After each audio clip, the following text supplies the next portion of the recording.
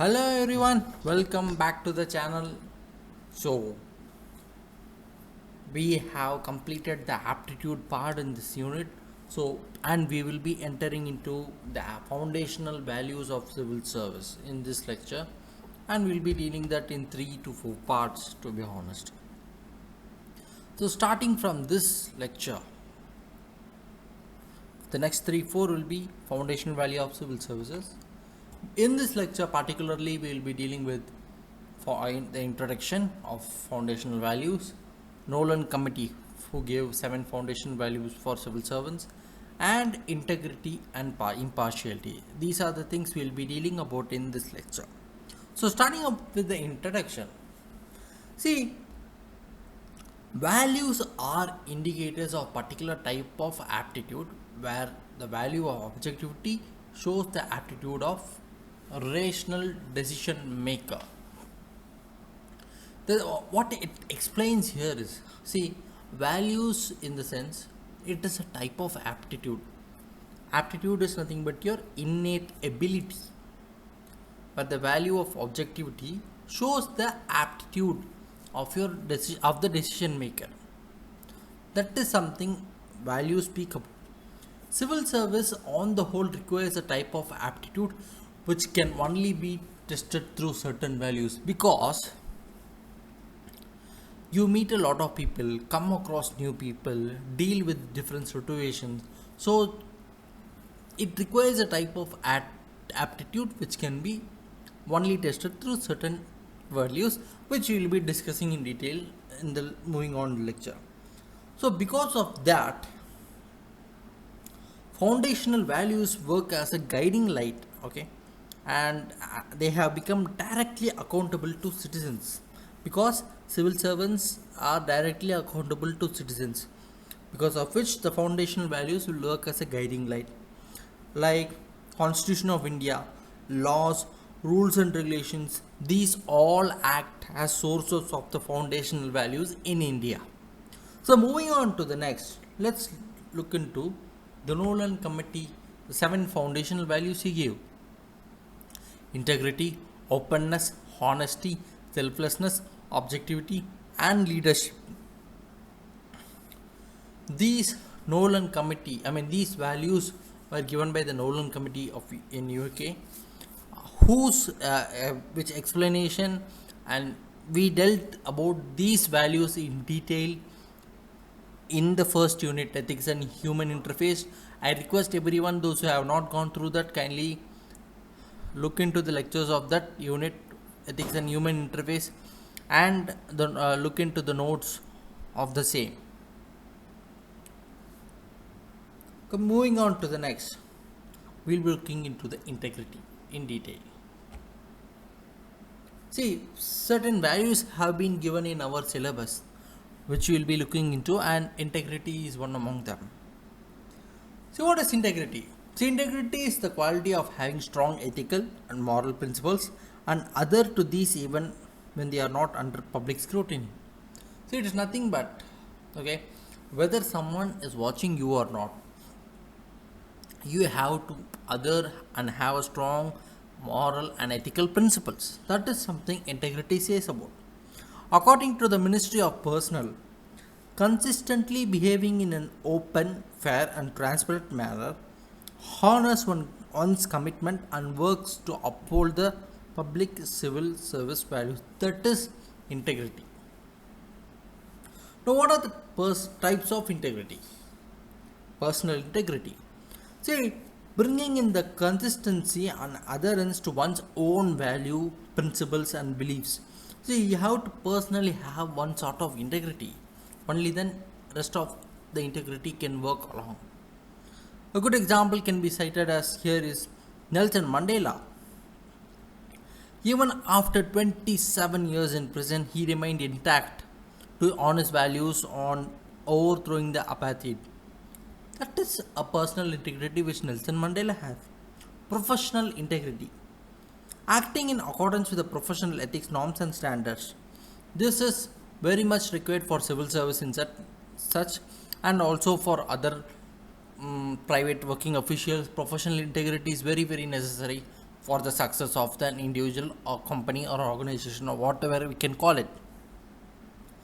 A good example we can cite here is Dr. Verghese Kurian, the father of white revolution in India, displayed professional integrity by revolutionizing the dairy industry and also ensuring fair practices for farmers.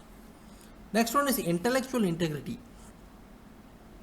Practicing the consistency and honesty in one's own thinking, reasoning, and pursuit of knowledge. You keep on doing that. You keep on developing your intellectual energy, and also practicing that honest level of intellectual through own thinking and explaining and sharing among others your own thinking through honesty, consistency, and pursuit of knowledge. A good example you can cite here is Dr. APJ Abdul Kalam, the former president of India, exhibited intellectual energy through his lifelong dedication to scientific research and always inspiring the younger generation. Dr. Kalam showed his intellectual integrity there. Integrity in public life. Staying consistent to the ethical values, principles, norms, along with upholding and prioritizing the public interest over private interest in public life. Example, the 10th Election Commissioner, T.N. Sessions, bold initiatives in electoral reforms like curbing several malpractices like bribing, distribution of liquor during elections, use of government funds and machinery for campaigning.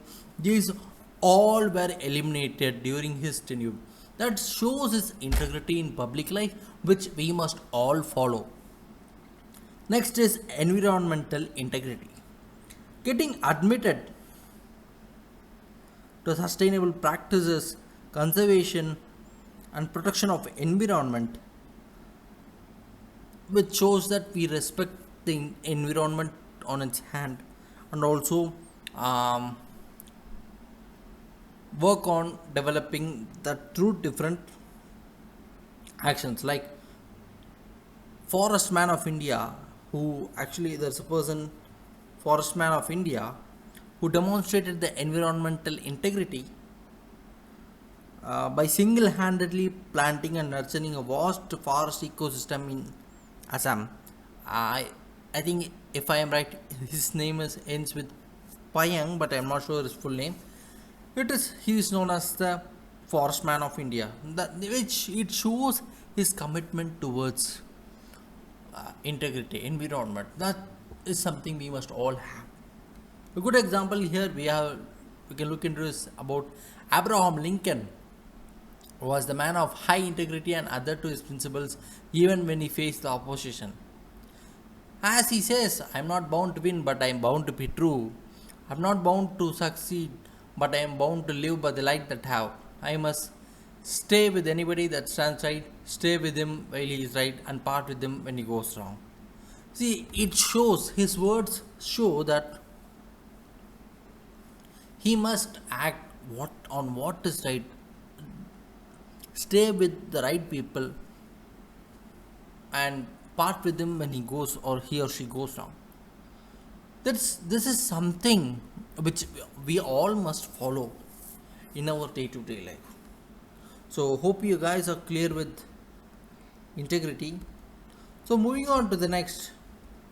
Now we'll be looking into impartiality. See, impartiality is nothing but unbiased behavior, where it refers to quality of being able to treat all the partners or stakeholders in the society or an organization or even the public civil service, regardless of their background and affiliation. And this is very much relevant again to civil service. So now let us look into the types of impartiality. Political impartiality. It refers to the situation where a civil servant will serve the government to the best of his or her ability, no matter what the political beliefs are.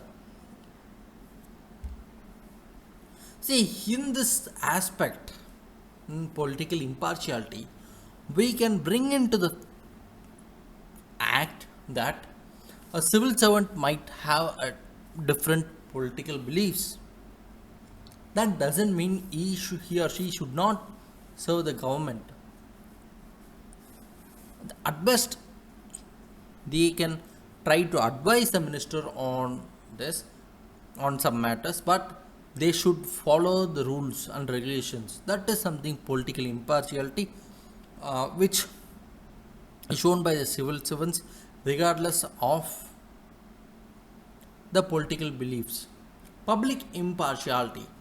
This brings in the concept of equal treatment to all people, where public impartiality is a constitutional obligation according to Article 14 of the Indian Constitution, which says the state shall not deny to any person equality before the law or the equal protection of laws within the territory of India. So, this is very important because as a civil servant, you have to deal with different stakeholders, starting from common citizens, old people, widows, young people, business people, everyone you have to meet. So you have to give equal treatment to all people, and it is a constitutional obligation under Article 14 of the Indian Constitution. So hope you guys understood about that. Now moving on to the test, what is the importance of impartiality? Acceptance and authority of bureaucracy. See, acceptance and authority is nothing but the people, the common citizens have accepted the bureaucracy and the authority of bureaucracy, because of which the impartiality is very much necessary, and it brings in the concept of impartiality because the people believe that they will that officer will manage their stuffs and keep their problems and solve their problems as soon as possible. That is acceptance and authority of bureaucracy. Credibility. The people know that there is one authority who can deal with this thing. So the credibility, they believe in the credibility and trustworthiness of that officer, because of which, because he or she might show impartiality towards everyone. Fulfilling interest of all sections equally. See, you have to deal with different sections. You have to deal with business people, common citizens, lot of different stakeholders. So fulfilling interest of all sections equally requires impartiality. Otherwise, it is very difficult to deal with it. Encourages ethical work culture. Ethical work culture on its part is very, very important. A civil servant who deals with ethical work culture, proper ethical work culture, gains his or her respect among the surrounding and among the people. Now, what are the key measures to ensure impartiality? Promoting inclusivity. Promoting inclusivity in the sense bringing in all the stakeholders and understanding their problems, solving them. That is something promoting inclusivity. You don't deal only one section of the population. You deal with all the sections of population. That is something promoting inclusivity. Facilitating fair resource distribution. This concept brings in the aspect that resources are properly distributed to people. Resources which are given to the government, they are given to the civil servant, are equally and properly distributed. A very good example you can cite here is the public distribution system, PDS, where the government literally tries to facilitate the fair resource distribution among the different sections of the population. Merit based recruitment.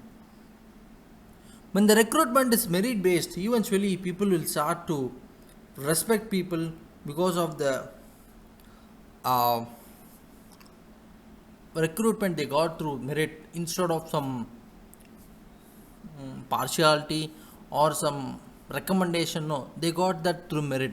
So eventually people will like to deal with them and it will stay good.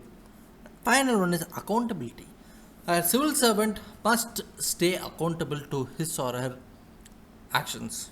Only then the impartiality aspects can look into it, and eventually more and more people will start to respect him.